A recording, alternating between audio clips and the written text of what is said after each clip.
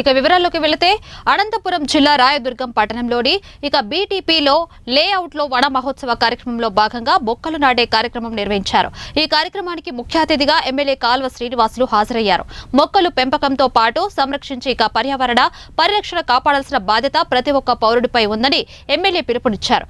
బాధ్యత ప్రతి ఒక్కరిపై ఉందన్నారు. సమాజ సేవగా బాధ్యత వహించి ప్రతి మనిషి మొక్కలు నాటడం ఒక ప్రత్యేకమైన యజ్ఞమన్నారు.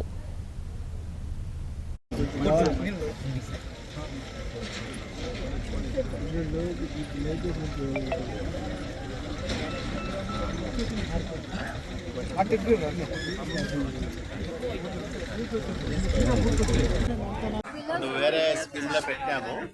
ఇప్పుడు ఈ వారంలో అవసరాలు తీరడానికి ప్రకృతి తన ధర్మాలను పాటిస్తూ ఉంది. ప్రకృతిని కాపాడుకుంటేనే మనల్ని మనం రక్షించుకోగలం. మొక్కలు నాటడం అనేది ఒక పవిత్రమైన వ్యాపకం. దాన్ని కొంతమంది వ్యసనంగా మార్చుకొని అద్భుతమైన ఫలితాలను సాధించిన వ్యక్తులు మన మధ్యనే ఉన్నారు.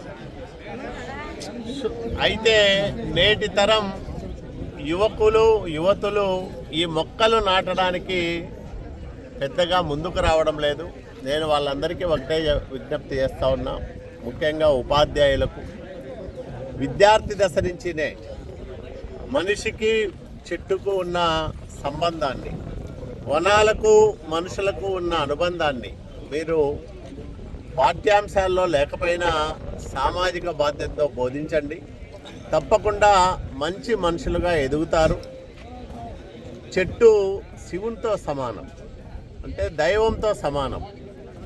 చెట్టు పెరిగే కొద్దీ వాతావరణం ఆహ్లాదకరంగా ఉంటుంది. అట్లాగే రోగాలు రాకుండా మనుషులను కాపాడుతాయి చెట్లు. వర్షాలు రావడానికి చెట్లు దోహదం చేస్తాయి.